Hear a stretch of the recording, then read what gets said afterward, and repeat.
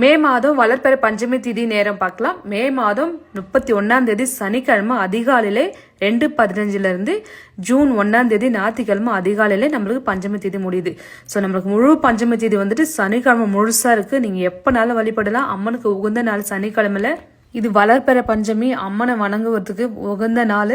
So புதுசாக நீங்கள் யாராச்சும் வணங்கணும்னு நினைக்கிறவங்க இந்த சனிக்கிழமையில வளர்ப்பெற பஞ்சமியில் தொடங்குங்க. திருமண தடை நீங்கிறதுக்கு அம்மனுக்கு ஏலக்காய் மாலை அல்லது மஞ்சள், விரலி மஞ்சள் மாலை உங்கள் கையால் கட்டி வீட்டில் இருக்கிற ஃபோட்டோக்கோ செலிக்கும் போடலாம், அல்லது கோயிலும் கொண்டு போய் கொடுக்கலாம்.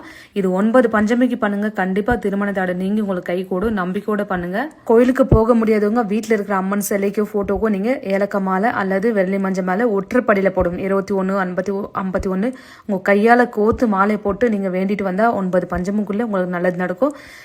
5 நாளுக்கு அப்புறம் அந்த ஏலக்காவும் மஞ்சள் நீங்கள் எடுத்துல ஏதாச்சும் ஒன்று போடணும். ஏலக்காய் மாலை அல்லது விரலி மஞ்சள் மாலை நீங்கள் வீட்டுக்கே யூஸ் பண்ணி